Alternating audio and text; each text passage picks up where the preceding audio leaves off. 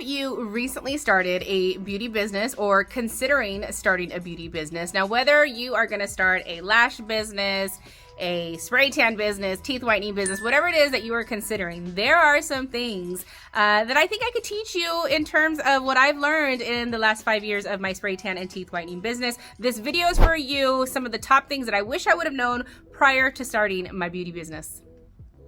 Welcome. My name is Gina. I'm the owner and educator of Impressive Glow Spray Tan and Teeth Whitening Training. I am also a beauty business mentor, and I am here to help women start a side hustle as either a spray tan or teeth whitening technician, or to help them in their beauty business journey and to build some financial independence in that process.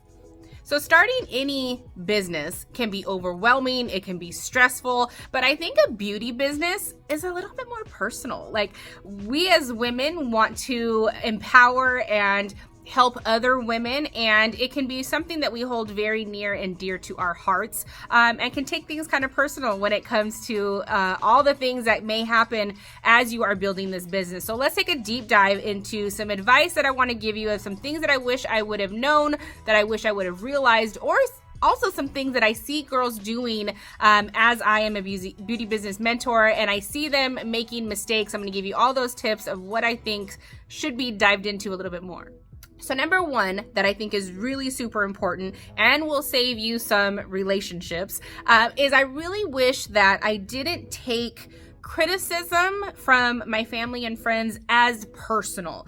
Although hopefully they're not criticizing, because that's kind of mean. But I don't always think that criticism or certain types of conversations or lack of like a super hype person in your family or in your friend group is essentially meant with ill intent from anybody. I think what's really super important is to really understand that so many things go into those opinions. Although we wish they would keep them to themselves, there's a lot of things that go into that. One is jealousy. I think anybody who has the courage to start their own business is looked at and kind of admired by other people who may be who may be wanting to start a business and just a little bit scared. So it can bring on a little bit of jealousy and maybe not the right type of opinions that you're getting from people. I think it's also out of a lot of other people's comfort zones, especially coming from a generation that I grew up in. You know, we were raised to be employees. We were not raised to be business owners. So especially from like the older generation, be it your mom, your dad, you know, older aunts and uncles,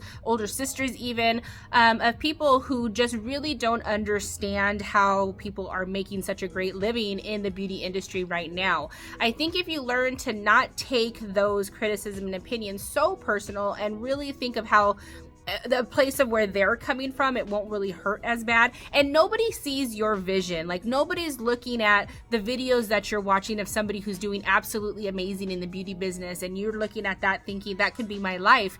They're not in that wheelhouse with you in their brain. So I don't always think it's essentially made to upset you or to hurt your feelings. So at the very beginning of this, just kind of take everybody's opinion with a grain of salt, and don't take it so personal, because something like this could really cause some bad tension and cause some issues in personal relationships. And you definitely don't want to start off your beauty business with that situation happening. And if you need to keep some space from people, then you may have to do that until you feel comfortable sharing your news and the things that you're doing in your business. All right, number two, understand, come to Jesus, and accept the fact that owning a beauty service, 20% of what you will be doing is services. The other 80%, for at least the majority of the first year of your business, is going to be branding and building a business, while only servicing 20% of the time. It is gonna take some time for you to get clients. It is gonna take time to get you consistent clientele. What you need to be doing and focusing with that other 80% of your time is building your brand. Instead of complaining that you don't have clients, figure out how to really invest your time into learning how to get more clients. Invest in trainings, invest and watch videos on how to market on Instagram, how to, all the free things that you can do and take time with to really invest into your business. So just really understand at the beginning, this is not a come easy type of industry. You really have to build your brand, build yourself. And the only way that you're going to be able to do that is to invest into your education of how to build your brand.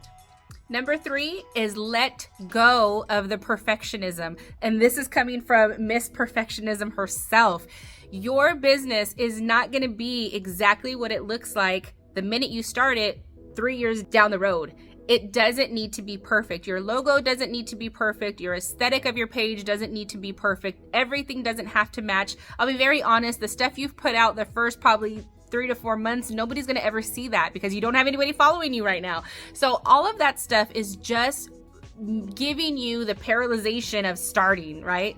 Is that how you say that, right? You're paralyzed. You're not starting because you want to be perfect. Let go of it. Just start. The longer you wait to start because you want things to be perfect, literally the longer it's going to take for you to get your business up and going. And I'm going to tell you, from a business owner standpoint, your business in your eyes will never be perfect. So if you wait for that point, you're going to be waiting a long time. All right, really quick, if you're enjoying some of these beauty business tips and tricks that I'm kind of sharing with you guys, make sure you subscribe to my channel. I got a whole bunch more stuff coming for everybody in the beauty industry, all women in the beauty industry, tips and tricks and how to start online courses. I got a whole bunch of stuff planned for the rest of this year. We're not just evolving from spray tanning and teeth whitening. We are going to be doing so many other things on this channel this year. So make sure you subscribe so you can learn how to grow your beauty business. All right, so tip number 4, this is for my people.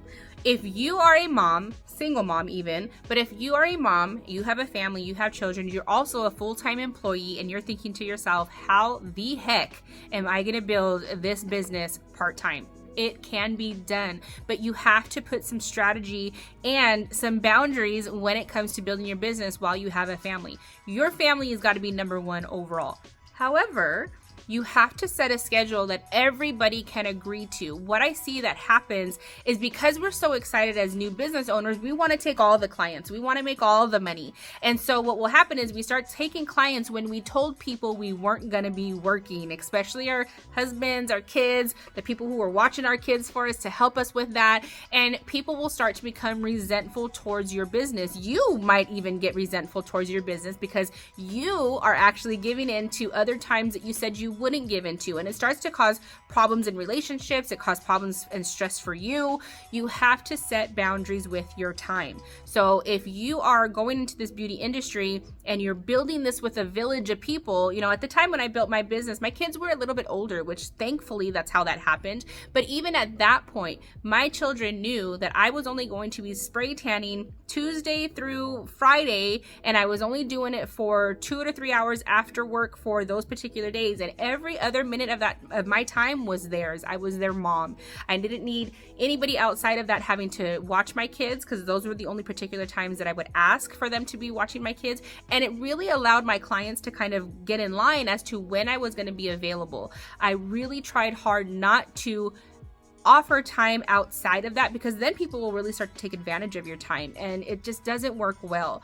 And if you can just stick to a schedule that everybody in your family can agree to, I think it builds more of a community in a sense of we are helping mom build this business, not only just for her, but for our family. And we're all having to pitch in with our efforts when she is busy, and when she's not, she's all ours. So that's one of my biggest tips when it comes to a mom building a business, especially working full time. It definitely can be done. Just set some boundaries with your time.